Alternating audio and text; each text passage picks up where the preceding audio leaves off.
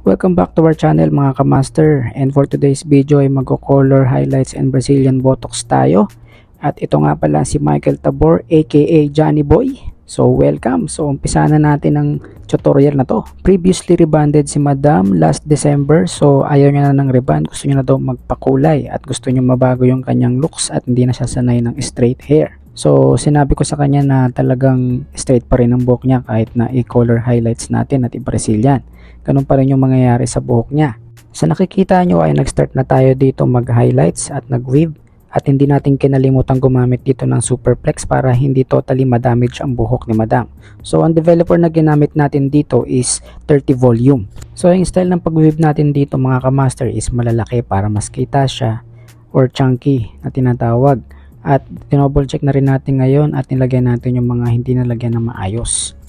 Pagkatapos natin ma-process yung kanyang highlights mga kamaster is nag-undergo na tayo para lagyan yung pinaka base color niya. So gumamit tayo dito ng level 7 para sa kanyang base color at ang kanyang primary reflect is ash. Pagkatapos natin ma-process yung kanyang base color mga kamaster ay inalis natin dito yung foil. At syempre lalagyan na natin yung pinaka roots niya. Yung pa rin yung ilalagay natin, level 7 pa rin na may ash. So kailangan mababa lang yung developer na gagamitin natin dito. Kayo nang bahala. Ipaprocess naman natin siya ng mga 15 to 20 minutes at pagkatapos niya pababanlawan natin at i-blow dry natin ng mga 80 to 100%. Pagkatapos niya na i-applyan natin ngayon ng Brazilian Botox. Application procedure natin dyan mga kamaster is half inch away at magkocontrol lang tayo para ikalat yung gamot dun sa buhok.